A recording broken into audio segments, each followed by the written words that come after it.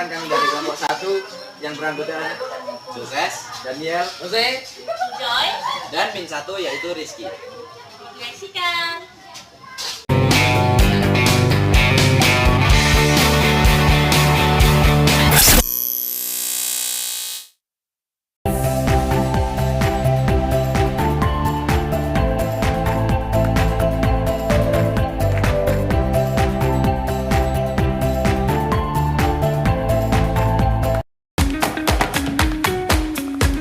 Oke, kegiatan Pancasila di dalam kegiatan pembelajaran itu harus terimplementasi.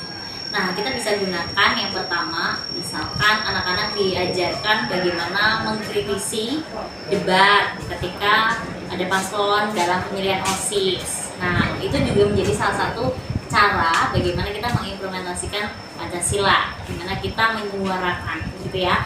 Kemudian nilai-nilai misalkan persatuan bisa terimplementasi dari kerja kelompok. Ya, jadi dalam kerja kelompok itu maka ada tercipta persatuan, betul ya. Kemudian implementasi di mana pemilihan ketua di tiap anggota kelompok. Nah, kalau kalian sendiri, menurut kalian itu terimplementasi di sila Pancasila keberapa? Persatuan. Bukan, kalau misalnya voting yang jadi ketua siapa?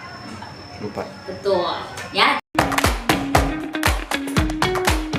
Oke, tantangan yang pertama adalah generasi Gen Z itu terbiasa dengan segala sesuatu yang instan atau cepat. Nah, yang menjadi tantangan adalah ketika anak-anak cepat merasa bosan ketika pembelajaran yang pertama, ataupun di dalam implementasi pembelajaran mereka mudah menyerah. Karena harus ada proses pembelajaran, harus ada proses di mana mereka mengelola segala sesuatu dengan setiap tahapan demi tahapan. Nah, ketika mereka menginginkan sesuatu yang cepat, maka yang terjadi adalah anak-anak akan merasa cepat bosan ketika belajar, mudah menyerah ketika proses pengerjaan proyek tersebut. Oke, kegiatannya apa? Yang pertama, sila Pancasila bunyinya apa, Nak? Persatuan. Sila pertama. Sila pertama. Apa? Satu Tuhan yang Maha Esa. Ketuhanan yang Maha Esa. Bagaimana kemudian mendekatkan siswa dengan ketuhanan yang Maha Esa? Kalian diperlengkapi dengan adanya chapel, betul? Ada chapel, Betul. kemudian ada devosi, betul? Ada devosi. Betul. Nah, itu perwujudan di sila pertama.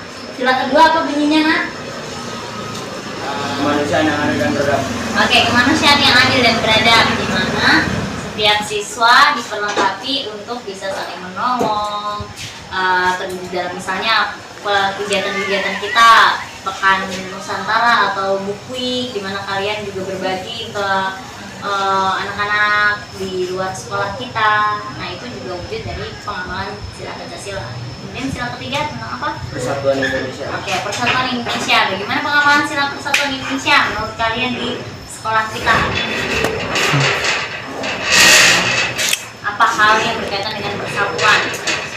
Menurut kalian yang merasakan di sekolah ini? Disiplin.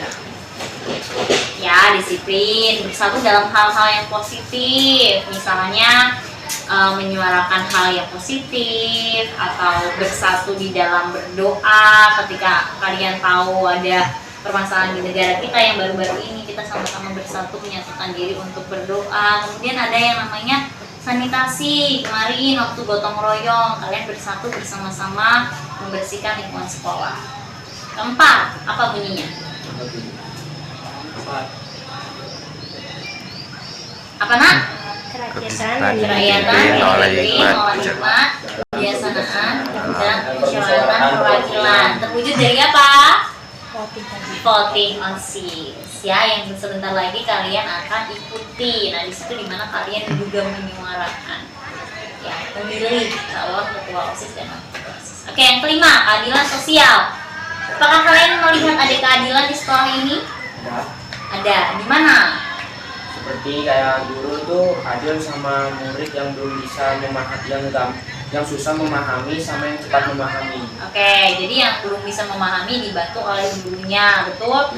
Misalkan juga ada peraturan, ada yang tidak pakai helm. Tidak hanya adilnya itu untuk siswa, tapi guru juga ikut dalam aturan tersebut. Ya, itu adalah contoh-contohnya. Oke, bagaimana peranan yang dilakukan oleh guru sendiri? Yang pertama, guru tidak hanya memberikan aturan, tetapi aturan itu juga berlaku untuk semua guru. Kemudian yang kedua, seperti devosi, tidak hanya devosi siswa, guru juga ada devosi. Tidak hanya chapel untuk siswa, tapi guru juga ada chapel di setiap hari Jumat pulang sekolah. Biasanya sekitar jam 3 sore setiap hari Jumat. Nah, jadi apa yang disampaikan ke siswa, guru juga melakukan. Begitu. Nah, jadi peranan guru adalah ikut terlibat di dalam kebijakan ataupun visi misi sekolah.